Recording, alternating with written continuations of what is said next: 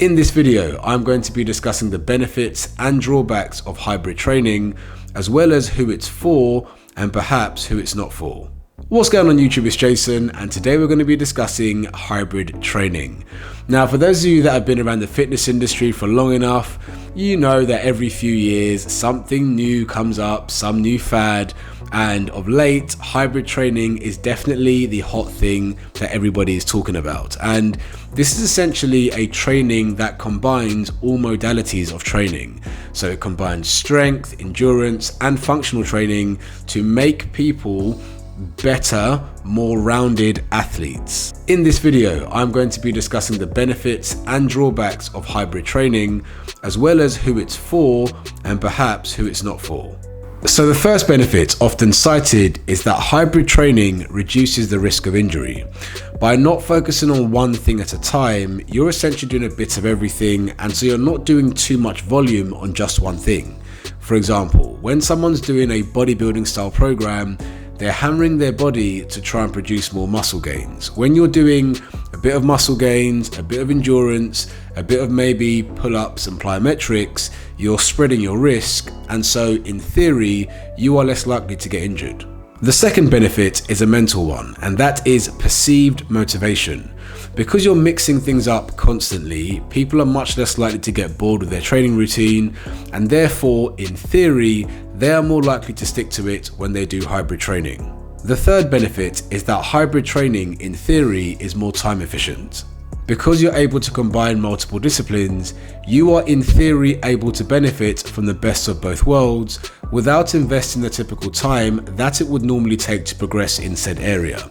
For example, if you're doing weightlifting and running, you can get some benefit in both, but if you wanted to progress in just one of those areas, you would probably need to invest a lot more time. Benefit number 4 is improved overall fitness. Because you're not specializing in one thing, you're able to get the benefits of being fit in multiple disciplines. And the final benefit is that hybrid training allows you to be more focused on a specific sport or discipline. Let's say someone was trying to get better at basketball or rugby. Because there's a lot of flexibility, you can bias the training according to your preferences so that you improve in your specific sport. Moving on to some practical drawbacks, because a lot of the benefits cited about hybrid training are theoretical. And the first one is that by doing hybrid training, you become a jack of all trades and master of none. By trying to build muscle, build some endurance, lose some body fat, and get more functional, you might end up spinning your wheels and getting nowhere fast. One of the main ways we build muscle and strength and improve our technique is in repetition. If you're constantly mixing up your routine, your body hasn't really got a chance to properly adapt to anything. Point number 2, and this is aimed specifically at those who are relatively new to training, but your risk of injury is quite high.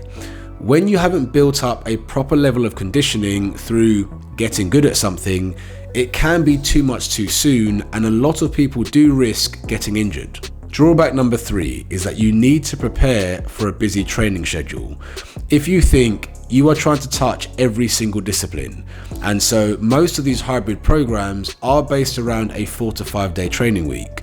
Now this sounds great when perhaps you have the time and you're less busy at work, but when you get more busy and you can't do all the sessions, hybrid training kind of falls down. Because each discipline leans on the other, if you miss one thing, your program is incomplete.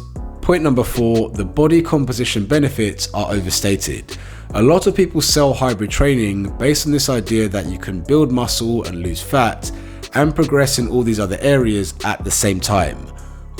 But it's not entirely true. Yes, you might be able to make some progress in multiple disciplines, but you will build less muscle than if you just try to build muscle, and you'd probably lose less fat than if you just went on a strict fat loss phase. Hybrid training is a lot more complex than those selling it make out, and to progress in an area properly and significantly, most of the time you do need to commit to one thing. And the final drawback is unrealistic expectations.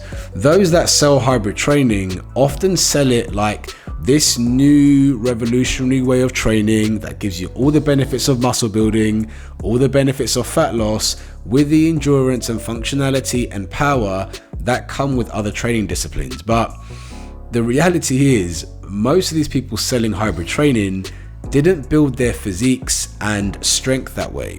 And that brings me on to my final point: who is hybrid training for?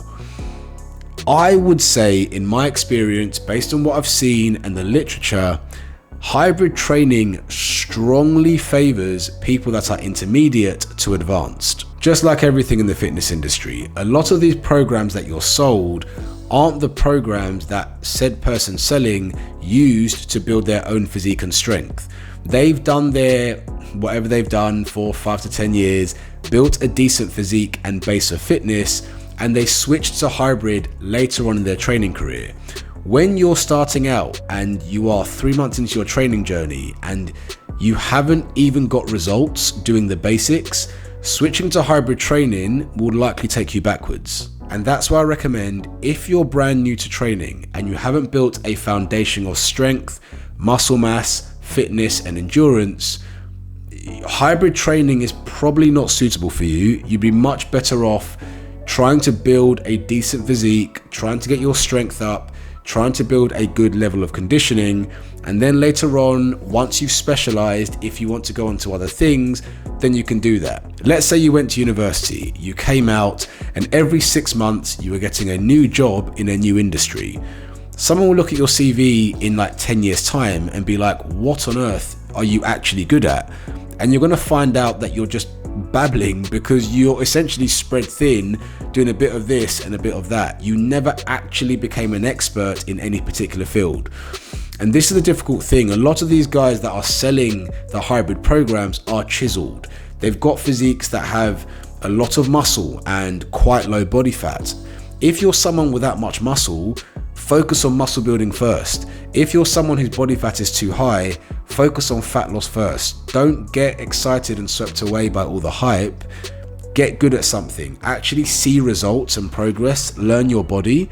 And then of course, long term, hybrid probably is the way to go, but it has to be carefully structured and we shouldn't skip out the basics and laying a foundation. So yeah, I'm just putting this out there as a warning to anyone who wants to jump feet first into hybrid training without first covering the basics.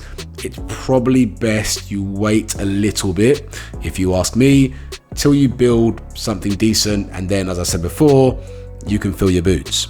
Hope you found that video helpful. Don't forget to like it, comment below for the algorithm, it massively helps. Please subscribe, and I'll see you again soon.